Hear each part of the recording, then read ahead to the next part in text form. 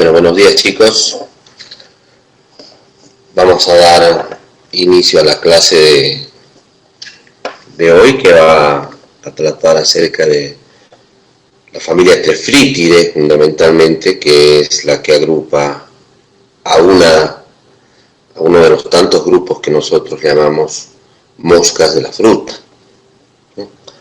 Este tema está dentro de la currícula obligatoria de la materia, de la asignatura, incluida dentro del orden Diptera, y es importante que ustedes la conozcan para que, por supuesto, a la hora de preparar su examen final lo tengan muy presente, ya que es un tema que recurrentemente nosotros solicitamos a los que rinden exámenes finales, y evidentemente es un tema que deben conocer, dado que es una de las plagas más importantes presentes en nuestra provincia y en nuestro país. De hecho, son plagas que son cuarentenarias, ¿no? Que merecen la categoría de cuarentenarias. Bien, creo que es un buen número el que tenemos hoy día. Me parece que estamos superando los 40 participantes, así que lo que sí les voy a rogar que si hay algún inconveniente con el audio o con la presentación, me lo hagan saber con micrófono abierto. De lo contrario, les pediría que no abran el micrófono ni la cámara para que no consuma, digamos, capacidad el sistema. Y las consultas que tengan, si quieren anotarlas en el chat, después las leemos al final de la charla. Y si no, cuando termine la presentación, abrimos el espacio para que ustedes puedan sacarse las dudas acerca del tema. Bien, empezamos entonces. Recordemos un poquitito, para empezar, lo que es el orden Diptera. El orden Diptera, por supuesto, incluye aquellos individuos que nosotros conocemos como moscas, mosquitos, jejenes, tábanos, moscas de la fruta, moscas sílfides, es decir, una gran variedad de insectos de interés agronómico. ¿Cuáles son sus características morfológicas? Fundamentalmente una cabeza muy móvil, generalmente globosa, ¿sí?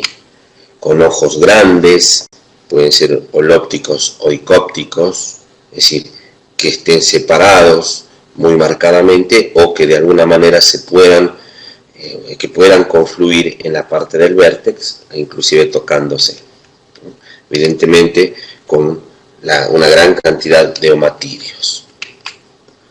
Un aparato bucal en el caso del adulto, con un sistema chupador en esponja, utilizando un flabelo que está compuesto por las gáleas de las maxilas, a modo de esponja. Tiene una digestión extraoral, es decir, la mayoría de estas moscas regurgitan sobre el sustrato del que se van a alimentar, un líquido enzimático que degrada en inicio el sustrato y que luego es incorporado en forma líquida. Evidentemente, este tipo de aparato bucal no genera ningún tipo de daño en los vegetales, ¿no? Las patas, por lo general caminadoras, exceptuando algunas especies que tienen patas que pueden servir como raptoras.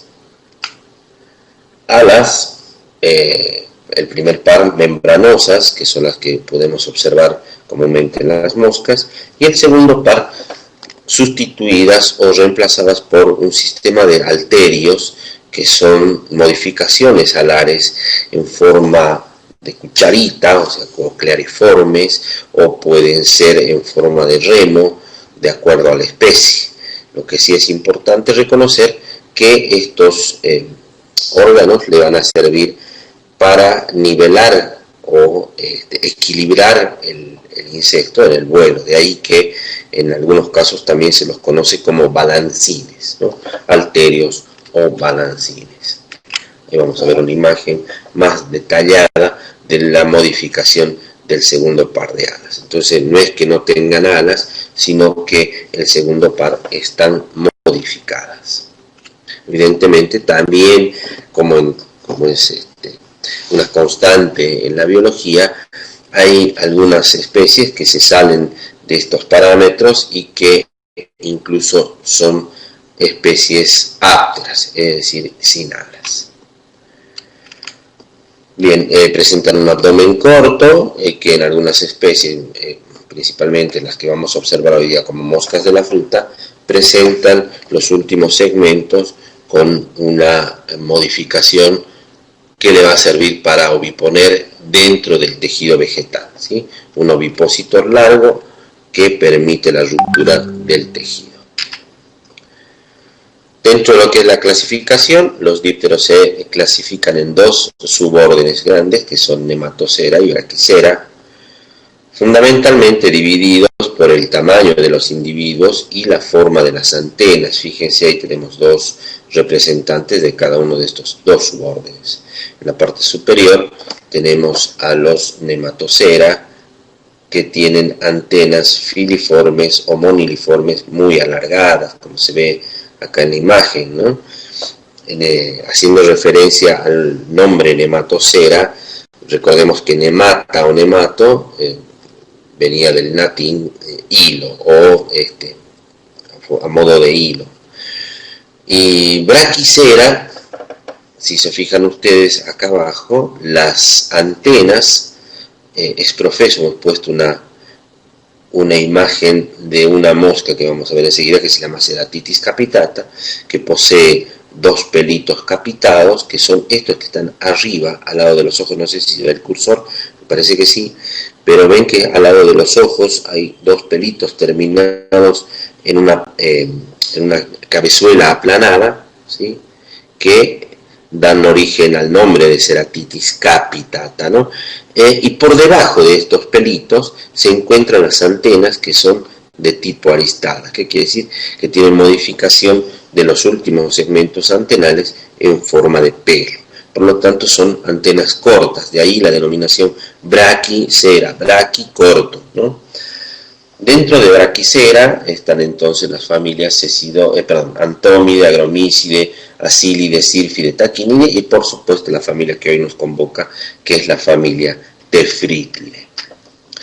La familia Tephritidae es una familia que incluye, por supuesto, las conocidas como moscas de las frutas o moscas de los frutos, y dentro de la cual se incluyen aproximadamente 4.257 especies con más o menos también 500 géneros, ¿no? Es decir, una familia muy grande, pero dentro de esto hay unas cuantas especies que son solamente de interés agronómico.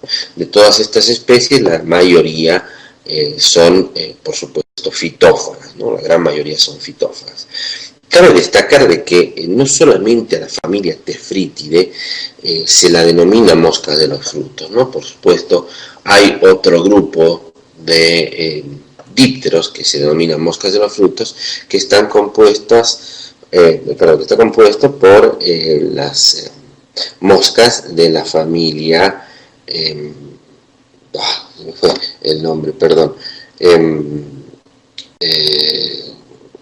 Drosophilidae, ¿no? Donde está Drosophila melanogaster, Drosophila suzuki, que son también denominadas moscas de la fruta, pero que tienen otra categoría de importancia dentro de lo que es la agronomía. Las más importantes, por supuesto, son estas. ¿Cuáles son las características de un tefrítido? Fundamentalmente lo que hemos visto en esta imagen que tengo acá, que es una característica muy particular de las moscas de la fruta de la familia Tephritidae, las manchas en las alas, ¿no?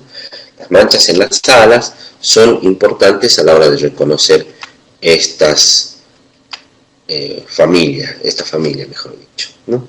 Vamos a ver más adelante también que no son las únicas que poseen manchas en las alas, pero sí que es una característica distintiva. Dentro de esta familia tenemos entonces géneros que son de mucho interés agronómico, como por ejemplo Rhagoletis, que es eso que tenemos en la imagen, Dacus, el género Dacus, el género Toxotripana, fíjense el imponente aparato reproductor que posee esta hembra de Toxotripana, Anastrefa y Ceratitis.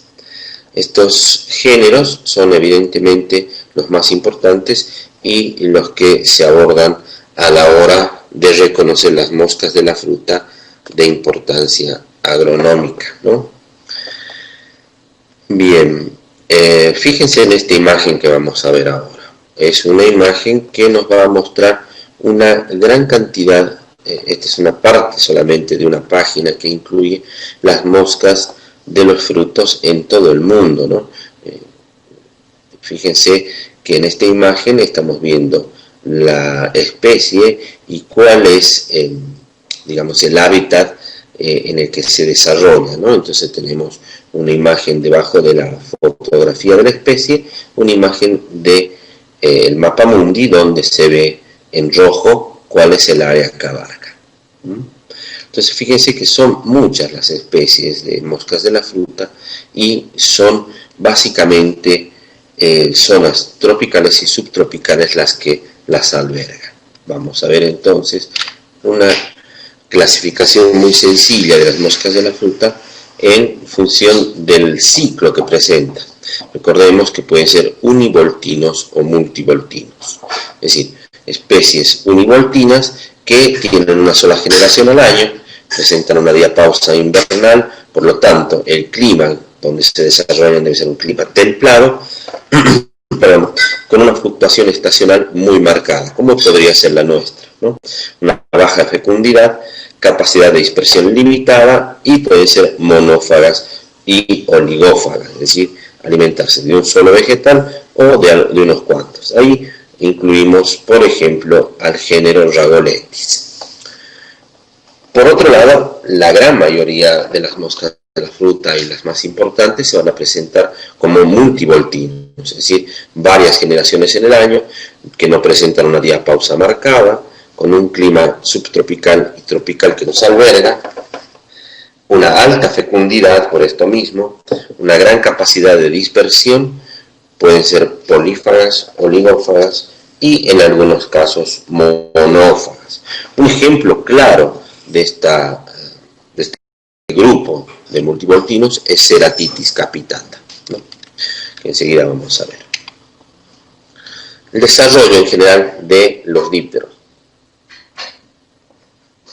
Fundamentalmente recordar que son insectos que presentan una metamorfosis completa, una holometabolia, que incluye los huevos, larva, pupa y adulto.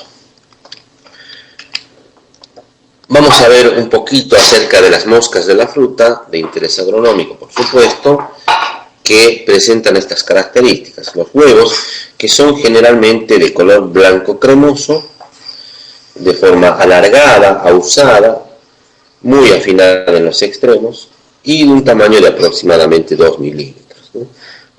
Hay una bibliografía que inclusive menciona que estas larvas, digamos, son bananiformes, le llaman, ¿no? Igual no es una palabra muy alegre, pero, digamos, ilustra muy bien lo que es la forma del huevo. De este huevo emerge una larva, por supuesto, como las hemos venido viendo en la clasificación de larvas, una larva ápoda, muscoide, vermiforme, donde su tamaño puede ser de 3 a 16 milímetros en función de la madurez, es decir, del estadio larval. Por lo general también de color blanco o amarillento, un blanco cremoso, con 11 segmentos, 3 torácicos y 8 abdominales, ¿no?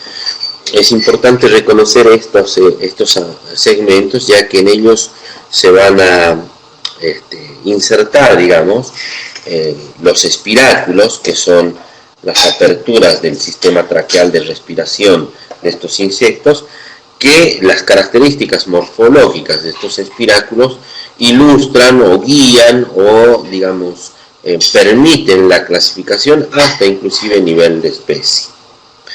La región cefálica no es esclerosada, es decir, es una región cefálica muy blandita, que no presenta una esclerotización muy marcada, pero sí en ella se reconocen las mandíbulas con ganchos que son denticiones muy esclerosadas, ¿no? Que inclusive son las que van a producir el daño en sí ya en el fruto. Ahí tenemos una imagen de cómo se presentan las larvas y volver a recordar nuevamente, por supuesto, que la cabeza en este tipo de larvas se encuentra en la parte más afinada, ¿no? Eso siempre tenganlo en cuenta. La pupa es una cápsula, es una pupa de tipo coartada, como hemos visto en Metamorfosis. Tiene forma cilíndrica, de ahí que muchos la nombran con forma de barril o de barrilito. 11 segmentos y de color marrón café, es decir, o caramelo, que esta ha sido una modificación del último pelecho larval, es decir, cuando ha habido la muda previa al pase de la pupa, el último pelecho se ha transformado en esta cápsula que nosotros observamos, ¿no? Hacer una identificación de la especie de la que se trata en función de la forma y las características de la pupa es muy difícil, es prácticamente una tarea muy engorrosa. Siempre es aconsejable trabajar con los adultos, por ello muchas veces se crían estas pupas hasta conseguir el adulto. Bien, vamos a ver entonces ahora las moscas de la fruta que se presentan en nuestra zona más habitualmente y generando un daño muy importante en los frutos comercializables fundamentalmente. Vamos a ver dos especies que son Ceratitis capitata y Anastrefa. Dentro de Anastrefa la más importante va a ser Fraterculus. Origen de Ceratitis capitata es un origen de la costa occidental de África, de ahí que se la conozca como la mosca del Mediterráneo, que tiene un primer registro en Argentina en 1905, en huertos ubicados en la provincia de Buenos Aires, ¿no? Después, en 1934, se la reconoce ya en Concordia, Entre Ríos, afectando cítricos, y en 1945 también en cítricos su primer registro en Tucumán. Por supuesto, de ahí a esta parte del tiempo, imagínense cómo ha sido el avance de esta mosca. Es decir, es una mosca que no es nativa, pero que tiene una gran distribución y se ha adaptado muy bien a las condiciones ambientales de nuestra región. Por otro lado, Anastrefa, y como decía fundamentalmente Anastrefa fraterculus, es neotropical, es decir, autóctona, la tenemos nosotros aquí, y Anastrefa como un género presenta muchas especies. Vamos a ver entonces las características de estas dos especies. Vemos ahí en pantalla la mosca de la fruta sudamericana, Anastrefa fraterculus, y la mosca del Mediterráneo, Ceratitis capitata. Vamos a ver entonces cuáles son las características diferenciales entre estas dos especies. Y enseguida vamos a hablar también de por qué la diferenciación, por qué es importante. Empezamos entonces mencionando la primera diferencia, el tamaño. El tamaño es importante porque vamos a ver que Anastrefa fraterculus se presenta mucho más grande que Ceratitis capitata. Ahí los valores promedio del tamaño de la mosca, 7 a 8 milímetros para Anastrefa y 4 a 5 milímetros para Ceratitis. La segunda diferencia entre ellas es la mancha las manchas que se presentan en las alas, ¿no? Dijimos que los tefrítidos presentan manchas en las alas y estas manchas son características. Veamos entonces cada una de ellas. En el caso de Anastrefa fraterculus, presenta tres manchas muy diferentes, muy fáciles de reconocer, que son una mancha en la parte, en el margen costal, que es esta mancha ancha que estoy marcando con el cursor, una mancha en forma de S que atraviesa el ala de punta a punta, es esta que estoy marcando, y una mancha en forma de B invertida en este extremo. ¿Ve? Esas tres manchas son características de Anastrefa, en este caso de Anastrefa fraterculus. Para las otras especies de Anastrefa, estas manchas tienen variantes, digamos, difíciles de distinguir, pero que nos ayudan, nos guían acerca de la especie. Por otro lado está Ceratitis, que también presenta tres manchas características, pero en este caso, fíjense que la primera mancha, que también está en el borde costal, se presenta en el borde apical, ¿no? La parte apical del ala, a diferencia del caso de Anastrefa, que estaba en el extremo basal. Las dos siguientes manchas son manchas transversales, una más larga y otra más corta. Con esas tres características, con esas manchitas, podemos identificar a estas especies. Hacemos mucho hincapié en esta parte de las manchas porque evidentemente es una de las formas más fáciles de reconocer, inclusive a ojo limpio, ¿no? El que tiene el ojito entrenado puede muy fácilmente reconocer la diferencia entre estas dos moscas. Y es importante, reitero, a la hora de rendir los exámenes finales, hacemos mucho hincapié nosotros en esta característica. Por lo general, los que ya han rendido examen final saben que nosotros les pedimos un dibujo, un diseño, una imagen sencilla de cómo se ven estas manchas en las alas. Entonces, a la hora de presentarse a los finales, practiquen el dibujito de estas manchitas. Seguimos con las diferencias. Fíjense, la tercera diferencia es el tamaño del ovipositor, ¿no? Evidentemente, ahí ya claramente me está mostrando que Anastrefa tiene un ovipositor más largo que el caso de Ceratitis. Por lo tanto, la oviposición ya me estoy imaginando que en el caso de Anastrefa es una oviposición más profunda que en el caso de Ceratitis. Una cuarta diferencia son las cerdas capitadas. Esto ya hemos hablado hace unos minutos.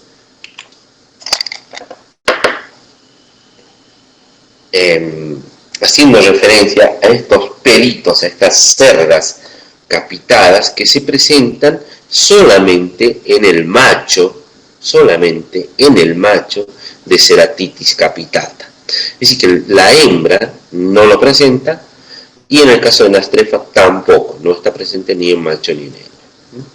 La ubicación de estos pelos también es importante porque muchas veces se los suele confundir con antenas. Entonces, nos ha tocado el caso de que vengan los alumnos y nos digan: profe, mire esta mosca que tiene 4 antenas, cuando en realidad lo que estamos viendo son un par de antenas que se ubican, como lo hemos visto en la imagen antes del inicio, 2 antenas que se ubican en la parte central de la cabeza, ¿sí?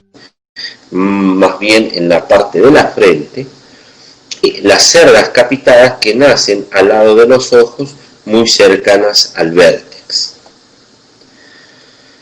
Otra característica, bueno, ahí tenemos la imagen, fíjense, esa imagen es inconfundible, ¿no? Ahí está marcándolo las cerdas capitadas y por debajo estamos viendo las antenas, ahí se las estoy marcando con el cursor. Las antenas, que son estas que están acá, de tipo, habíamos dicho, aristadas. Bien. El diseño del dorso en el tórax, ¿sí? Vamos a ver el tórax de Anastrefa, que se presenta con un fondo amarillento y con manchas de color caramelo o de color amarronado, ¿no? Estas manchas son manchas longitudinales, ¿sí? Que son características de la especie, a diferencia del diseño que se presenta en Ceratitis capitata, que fíjense ustedes que es un fondo blanco con manchas negras, y no va a faltar el que diga no, es un fondo negro con manchas blancas. Es lo mismo, es decir que hay una combinación de colores negro y blanco que tiene ese diseño muy particular que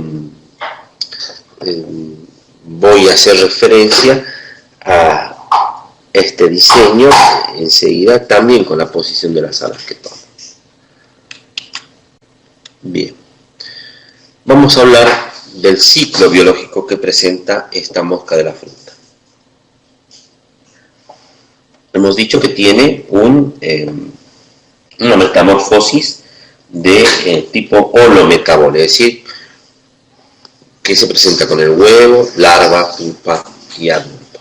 Con esa misma característica vamos a conocer cuál es el ciclo. El ciclo comienza con la oviposición de la mosca de la fruta en la fruta. Ahí vemos la característica de la oviposición.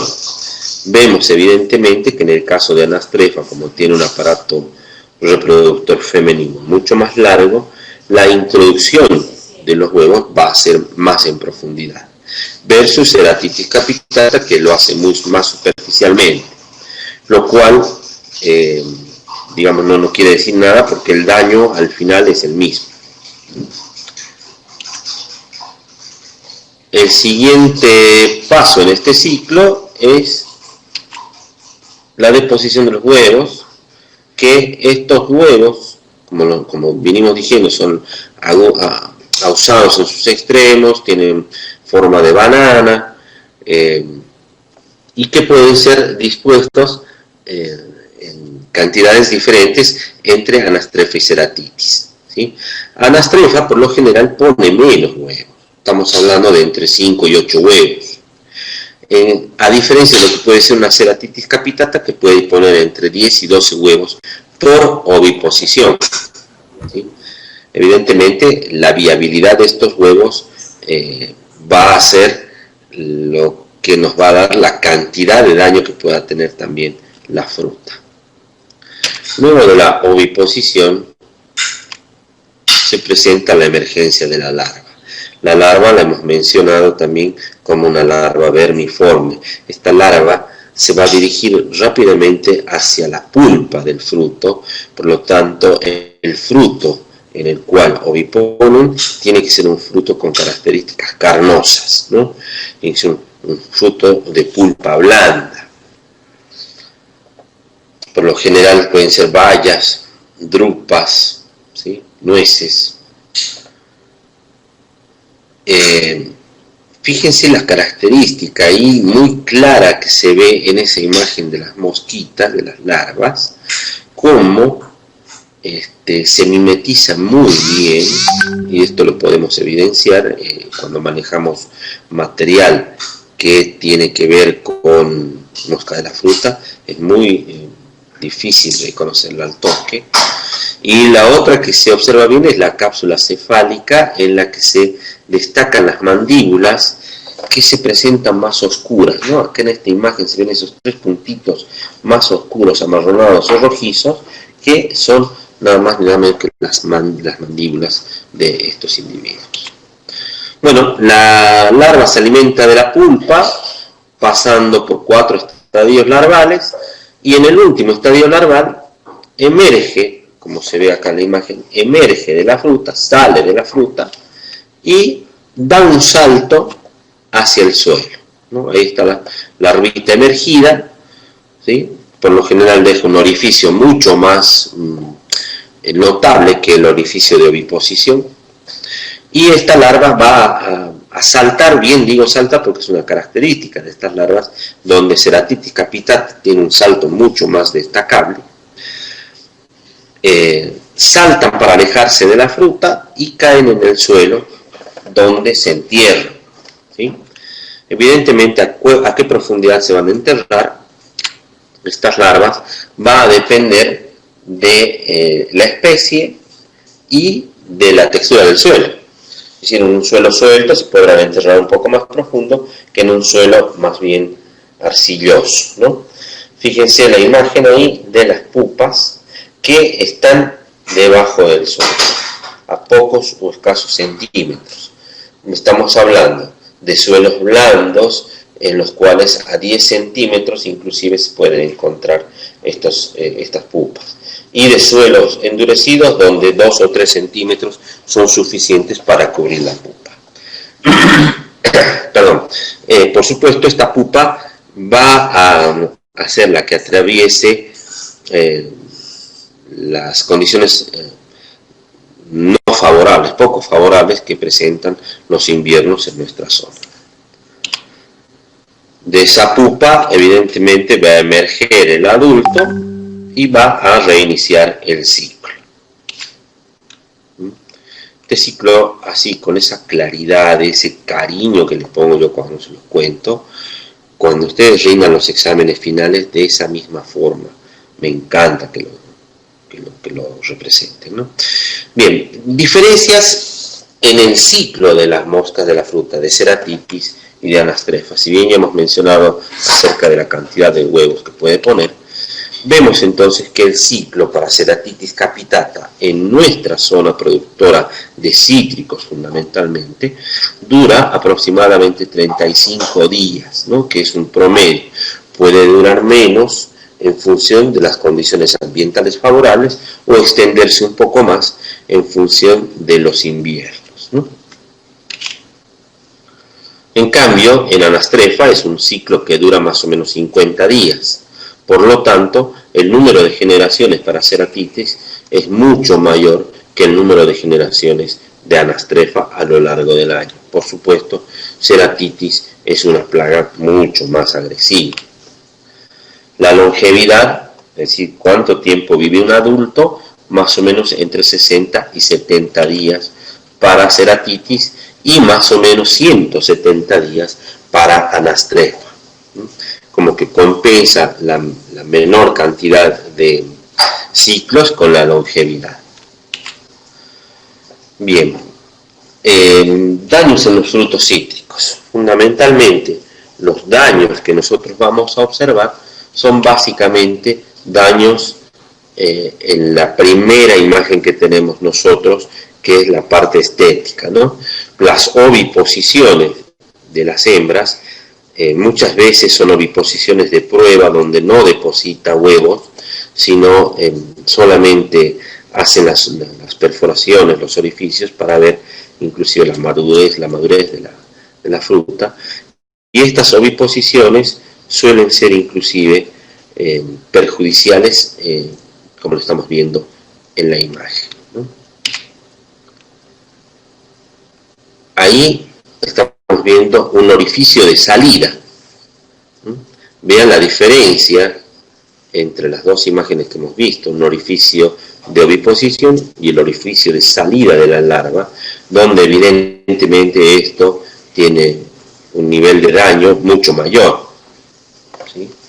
Si yo hago un corte, una incisión más o menos a la altura de este orificio, puedo observar evidentemente los daños muy marcados en su interior. Acá ya con pudriciones asociadas a estos orificios que son puerta de entrada para gérmenes patógenos, ¿no? Llegan a podrir la fruta. Esto ya, digamos, se nota claramente el orificio y la pudrición, ¿no? Ahora, como decíamos, si uno colecta estas frutas con esas características y hace un corte de las mismas a ese nivel, bueno, pues nos encontramos con esto, ¿no? Este tipo de daño en el cual la pudrición es muy avanzada, condiciones de humedad muy altas que favorecen el desarrollo de la larva, ¿no? Bien. Vamos a... Ahí están los daños representados en esta imagen. Y vamos a ver daños en frutas que no son cítricas, ¿no? Ahí tenemos, por ejemplo, en manzana, en chirimoya, en duraznos, nectarinas. Fíjense el daño severo que puede causar la mosca de la fruta. Por supuesto, esto no se lo vende a nadie, ¿no? Es un daño comercial muy, muy evidente. Bien.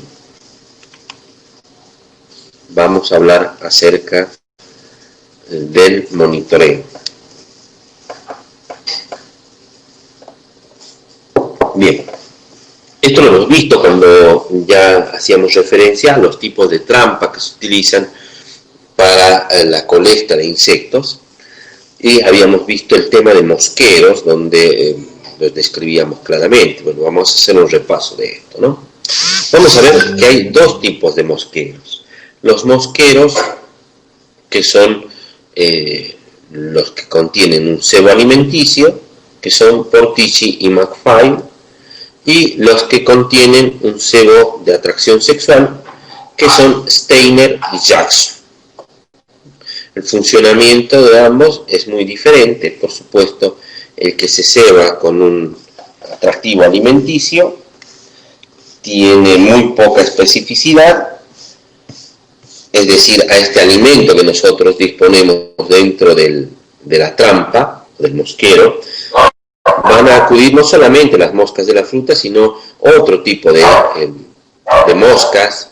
Van a acudir abejas, hormigas, algunos insectos benéficos, es decir, la especificidad se pierde, pero es importante para poder detectar las moscas de la fruta en un principio, ¿sí? Es muy importante en ese sentido, es, digamos, una forma de monitoreo que nos va a servir bien.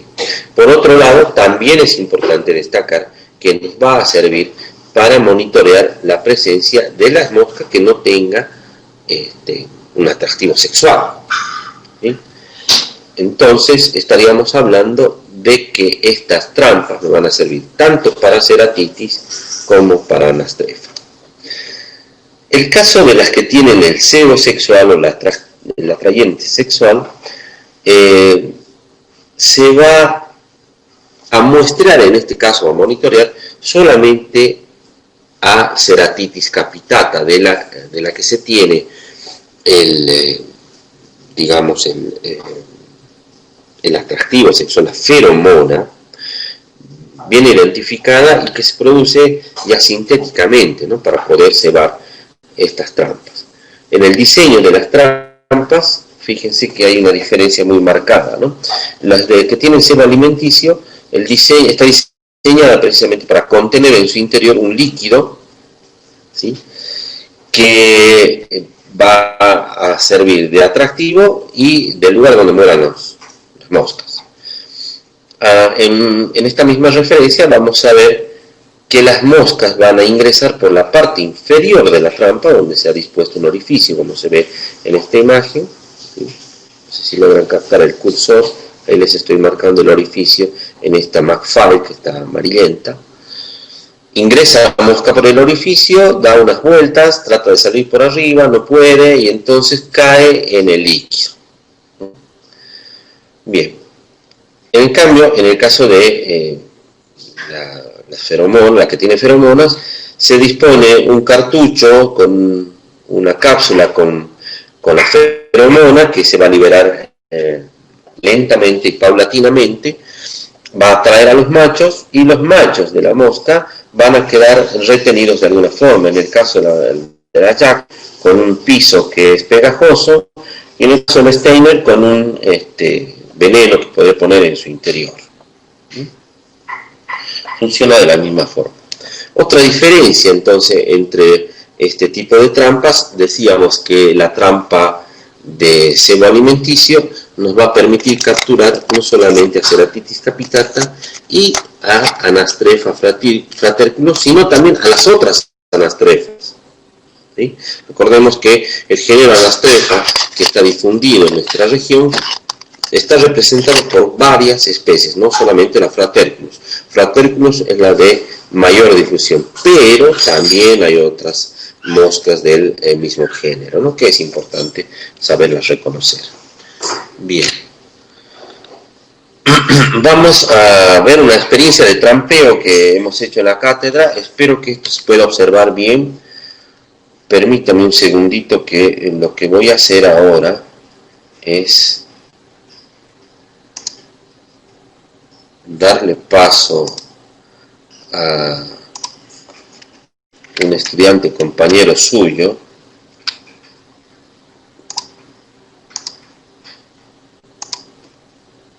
Pablito López Juane, que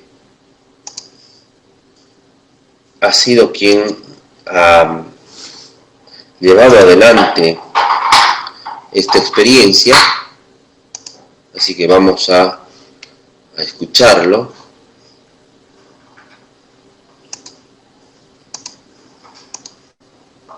A ver si ustedes me van a decir si se ve el video, por favor.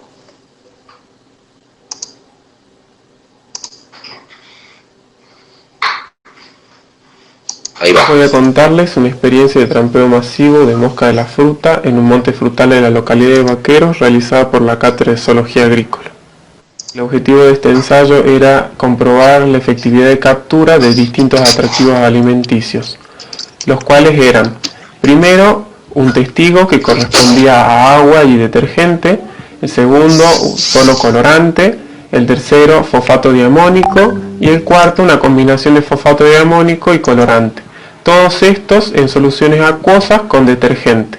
El detergente disminuye la tensión superficial, cuestión de que cuando ingresa la mosca y se posa en la superficie del líquido, se hunda y muera. Los preparados fueron cargados a botellas plásticas a las cuales se les realizaron orificios de 1 centímetro de diámetro por los que va a ingresar la mosca de la fruta. Es importante que estos orificios no superen el centímetro, ya que al ser un atractivo poco específico va a atraer a distintos insectos, tanto fauna benéfica como perjudicial, y lo que nosotros estamos buscando es manejar o controlar la población de mosca de la fruta y no perjudicar a los otros insectos que pueden llegar a resultar benéficos.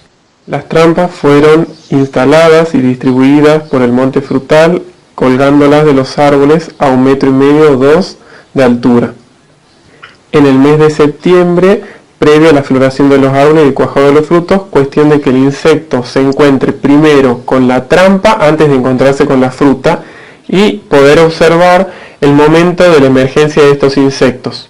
Las trampas eran observadas semanalmente, extrayendo una muestra de cada una, las cuales eran analizadas al laboratorio y se observaban los insectos encontrados.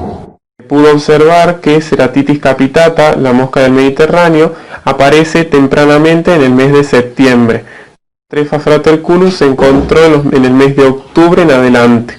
Los muestreos se realizaron hasta el mes de diciembre y se pudo determinar que el tratamiento que mejor se comportó para atraer a la mosca de la fruta fue la mezcla de fosfato diamónico, colorante, agua y detergente.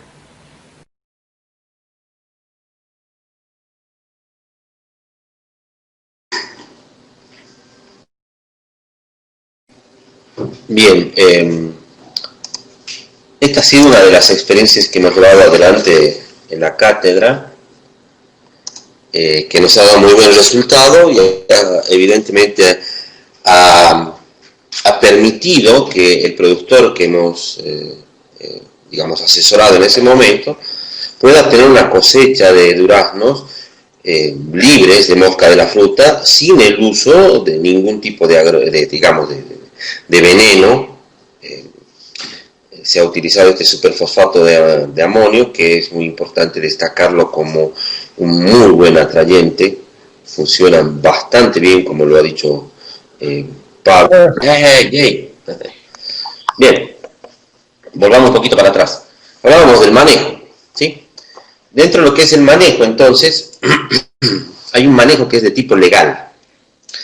¿Qué quiere decir? Hay legislación que nos permite a las áreas, a las zonas que son productoras de fruta, que es susceptible a la mosca de la fruta, poder aislarse de alguna manera del problema y evitar de que esta mosca de la fruta ingrese, ¿sí? Son las conocidas barreras fitosanitarias, que evidentemente lo que hacen es legislar acerca de cómo se va a permitir el ingreso o no de material que pueda ser susceptible o sospechoso de tener mosca en la fruta. Esto lo tiene muy bien aceitada la gente de la región de Cuyo, ¿no? Donde en Mendoza, ustedes saben, los que han viajado y conocen Mendoza, de que no se puede llevar ningún tipo de fruta. ¿Por qué? Porque ellos tienen una baja prevalencia de mosca en la fruta. No está bueno llevar mosca en la fruta desde nuestra zona para una zona donde hay baja prevalencia. Y mucho más aceitado aún lo tiene la gente de Chile, que Chile es un país que es libre de mosca de la fruta. Por lo tanto, imagínense cómo son las fronteras y cuál es la legislación que protege la producción de fruta chilena, ¿no? Se estarán imaginando que es evidentemente una legislación muy, muy fuerte, ¿no? El otro sistema de manejo es un manejo cultural, perdón, ahí debería decir manejo, no manejo, ya lo vamos a corregir. El manejo cultural hace referencia, por supuesto, a todas aquellas acciones que se llevan a cabo dentro de lo que es el cultivo, que permiten el desarrollo de la planta en favor de la producción, ¿sí? Y dentro de lo que es el manejo, uno de los manejos culturales más importantes es evidentemente la extracción, la remoción, la cosecha de la fruta que es sospechosa de tener mosca en la fruta.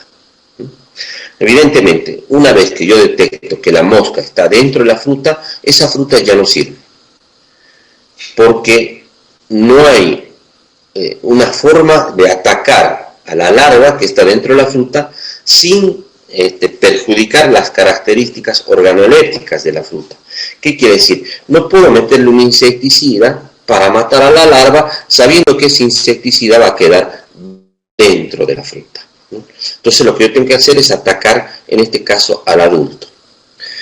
Este manejo cultural de eliminar la fruta que está sospechosa es muy importante y es complementario de lo que vamos a ver como trampeo, de lo que nos ha mostrado Pablito en el video del trampeo, ¿no? Evidentemente, eliminar la fruta que es sospechosa es una parte muy importante.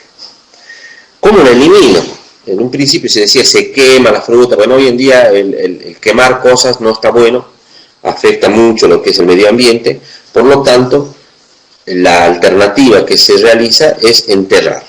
¿A qué profundidad la vamos a enterrar? Por supuesto, una profundidad que sea que no le permita a la mosca de la fruta, una vez que salga el adulto, llegar hacia la superficie.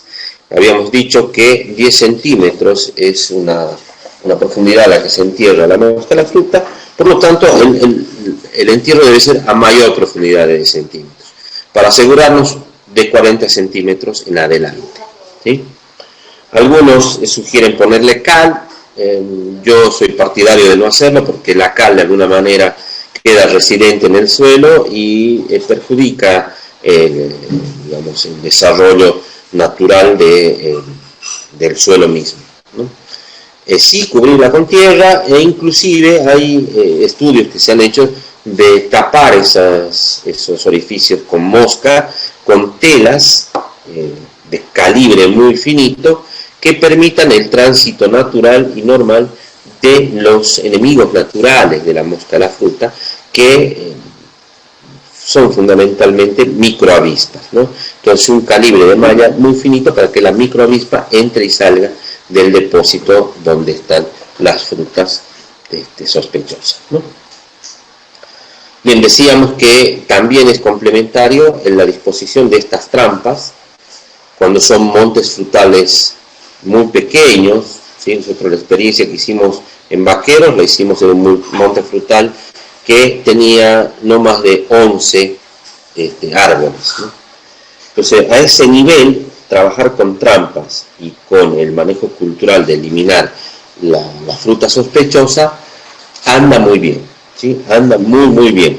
Primero se dispone una sola trampa, ya en esta época se debe empezar a trampear para anticipar la llegada de la mosca a la fruta. Una vez que se detectan las primeras moscas, aumentar la cantidad de trampas. Han visto que son trampas caseras. El fosfato de amónico es un material muy barato. Por lo tanto, la elaboración de estas trampas es muy sencilla, muy barata, y se pueden empezar a aumentar. Si antes para detectarla ponía una trampa cada 2 árboles, cuando empiezan a aparecer puedo poner una trampa por árbol o 2 trampas por árbol, y cuando ya aumente mucho la densidad de población, aumentar también la cantidad de trampas, ¿no? Esto es bastante eficiente, llega inclusive, como les dije, a permitir un manejo y un control muy bueno, ¿no? Otro manejo cultural que se hace evidente es el desenterrar estas pupas que están en el suelo con la acción mecánica de algún implemento agrícola, ¿no? Una rastra liviana. Se puede utilizar, pero solamente en algunos cultivos, en cultivos que tengan raíces profundas, no así en cultivos de raíces superficiales. Evidentemente, pensar en una rastra liviana en un cultivo de cítricos es imposible. El productor te va a sacar volando si le sugieras hacer una rastra, porque las raíces de mayor absorción están muy superficialmente, ¿no? Pero en un cultivo de raíces profundas, como podría ser, no sé, un duraznero, se podría sugerir una rastra liviana que exponga en el invierno las pupas a las condiciones ambientales y a los depredadores naturales.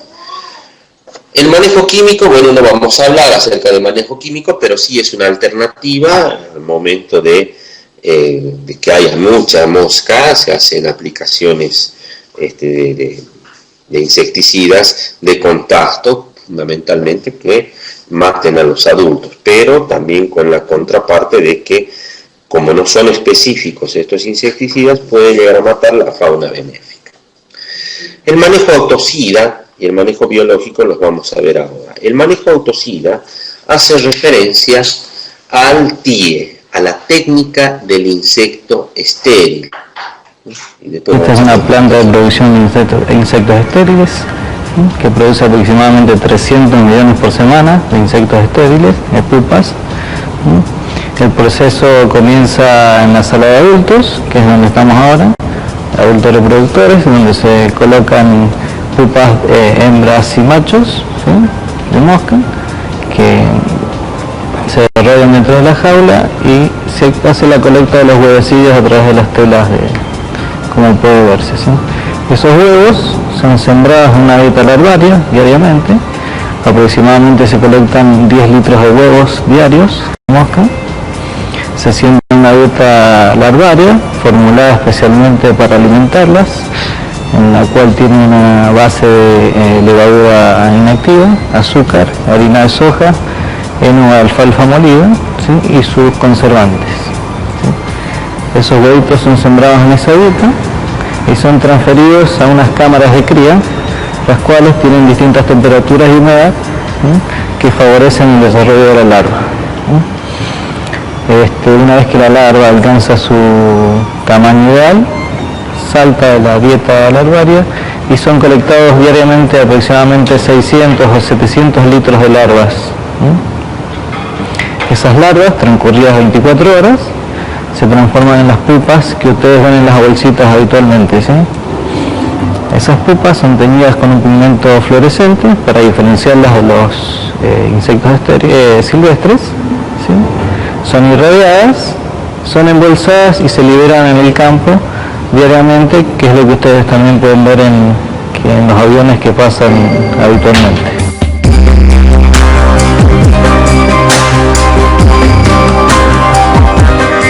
Bueno, esta planta de por sí trabaja con una línea de moscas de sexado genético, ¿sí?, denominada TSL, que nos permite eliminar las hembras en uno de los estadios, ¿sí?, en el estadio de huevos, ¿sí?, mediante la aplicación de temperatura, lo que facilita que después se efectúe solo la liberación de machos estériles, ¿sí? O sea, esta técnica TSL implica la liberación solo de machos estériles en el campo, evitando la liberación de hembras que pueden llegar a provocar un daño estético en la fruta.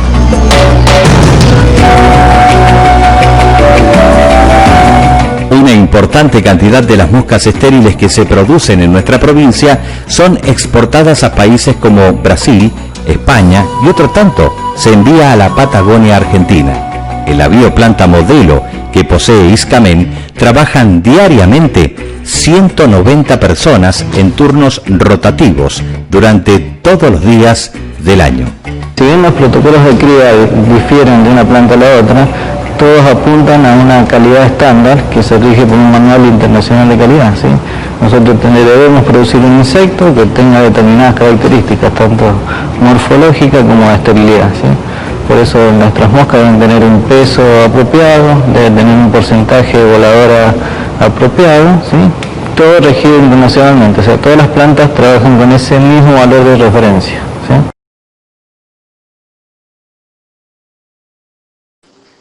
Bien, entonces, este es un esquemita de cómo funciona el TIE, la técnica del insecto estéril, ¿no? Entonces, fíjense que habíamos visto que ellos trabajan con unas jaulas donde encierran machos y hembras, se produce la cópula, se depositan los huevos de las moscas en unas telas, de estas telas son rescatadas a bandejas, a unas botellas, que son llevadas a un burbujeo en líquidos preparados acuosos que son sometidos a temperatura, ¿no? Y ahí decía bien el técnico que ellos ahora están trabajando con un sexado genético, es decir, que las hembras mueren a una temperatura menor que los machos, por lo tanto a los machos se los expone a una temperatura normal y las hembras a esa temperatura ya están muertas. Por lo tanto, la seguidilla de pasos solamente ya se trabaja con machos, ¿no? Antes de que trabajen con este tipo de sexado genético, se trabajaba con un sexado de las pupas por diferencia de color. Habrán visto también en el video que se diferenciaban las pupas más claras de las oscuras, donde las pupas más claritas eran las de los machos, de las hembras, perdón. Bueno, una vez que de los huevitos han sido burbujeados y se han eliminado las hembras, se pasan a las camas estas donde veíamos que las larvas emergen y desarrollan todo su ciclo larvario en estas camas con sustrato alimenticio para ellas, ¿no? Después vimos también cómo saltan y caen a unas bandejas de recolección de pupas, ¿no? Y son las pupas las que se tiñen y se irradian para luego ser liberadas al cultivo. Lo importante de esto es, como indica este grafiquito, que por un lado se está haciendo la técnica del insecto estéril que va a liberar los machos estériles, y por el otro lado está pasando en la naturaleza lo que digamos debería pasar naturalmente, que es el ciclo de la mosca que hemos comentado, ¿no? A este ciclo de mosca se introduce el insecto estéril, lo ha dicho el técnico, copula con la hembra silvestre y de esa cópula no hay oviposición, ¿sí? O si hay oviposición, no hay, mejor dicho, si hay perforación de la hembra, no hay oviposición. En algunos casos puede haber inclusive oviposiciones y puede dejar los huevos, pero estos huevos no son viables, no van a generar una larva. Por lo tanto, el ciclo se va a cortar ahí. Y a la larga, lo que permite este ciclo es que haya una regulación de la población, una merma en la densidad de población de la mosca, que tiene que ser revisada habitualmente. Es decir, en algún momento la naturaleza vuelve a restablecer el equilibrio y vuelve a aumentar la cantidad de moscas nativas, no nativas, sino mejor dicho, fértiles, y es ahí donde nuevamente se hace una incorporación de nuevas tandas de machos estériles. Por lo tanto, es una técnica muy buena, porque no perjudica al medio ambiente, se corta el ciclo antes de que haya el daño en la fruta, pero que requiere de todo el movimiento estatal, porque esto no es privado, es estatal, y necesita de un apoyo de la población permanente también, ¿no? Es una experiencia muy buena. Se trató de hacer acá en Cafayate algo parecido. Se iban a traer las moscas desde Mendoza y se empezó a hacer el trabajo de, digamos, identificación de las moscas presentes, de los hospederos alternativos, que al respecto me olvidé decirles que las moscas también tienen hospederos que no son comerciales, por ejemplo el tomatillo, el pocoto y toda aquella frutita que tenga silvestre, que tenga carnosidad o pulposidad puede alojarla, ¿no? Bien decía que se estaban haciendo esos estudios en Cafayate y se cortaron por falta de presupuesto, ¿no? Se quedó trunca la idea, pero digamos en algún momento se tendría que haber de reactivar, ¿no? Que el ingreso de mosca a la fruta a la zona de Cafayate es fundamentalmente por vía terrestre, la mosca no puede entrar volando por ahí por las características orográficas y demás, ¿no? Tiene que entrar, alguien la tiene que llevar.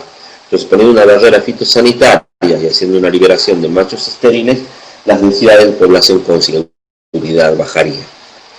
Pero bueno, en eso estamos. Bueno, vamos a ir terminando.